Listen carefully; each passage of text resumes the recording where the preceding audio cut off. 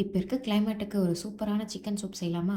அதுக்கு குக்கர்ல 1/4 kilo chicken, ஒரு பெரிய வெங்காயம், 2 மீடியம் சைஸ் தக்காளி, ஒரு 4, 5 பல்லு பூண்டு, தேவையான அளவு உப்பு, நல்லா தாராளமா தண்ணி விட்டு, ஒரு 7, 8 விசில் விட்டு நல்லா எடுத்துக்கலாம். அது ஆறுன உடனே சிக்கன் தனியா, அந்த வெங்காயம், தக்காளி தனியா எடுத்து நல்லா ஆற வச்சு மிக்ஸியில நல்லா ஃபைன் பேஸ்ட்டா அரைச்சு எடுத்துக்கலாம். அதுக்கப்புறம் ஒரு மிக்ஸியில கொஞ்சமா பெப்பர், சீரகம் இதையும் போட்டு நல்லா ஃபைன் பவுடரா அரைச்சு எடுத்துக்கலாம்.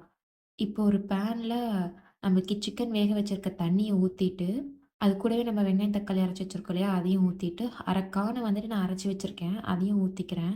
அதுக்கப்புறம் வெஜிடபிள்ஸ் வந்துட்டு நம்ம இஷ்டத்துக்கு நம்ம போட்டுக்கலாம். நான் வந்துட்டு இன்னைக்கு ஸ்வீட் கார்ன், அதுக்கப்புறம் பச்சை பட்டாணி, கேரட் இதெல்லாம் சேர்த்துருக்கேன். அதுக்கப்புறம் சிக்கன்ல வந்துட்டு அந்த எலும்பெல்லாம் இருக்கும். குழந்தைங்களுக்குலாம் குடுக்குறோம் அப்படின்னா, அது கொஞ்சம் கஷ்டமா இருக்கும். அந்த எலும்பெல்லாம் எடுத்துட்டு மிக்ஸியில பல்ஸ் மோடு போட்டு எடுத்தோம்னா, இந்த மாதிரி நமக்கு உதிரி உதிரியா கிடைக்கும். அது குடிக்கும்போது நல்லாருக்கும். அதையும் அதுக்குள்ள ஆட் பண்ணிட்டு, கார்ன்ஃப்ளவர் வந்துட்டு 1 ஸ்பூன் வந்துட்டு தண்ணீல மிக்ஸ் பண்ணிட்டு, அதையும் சேர்த்துக்கலாம். அது ஒரு மாரி நல்லாருக்கும்.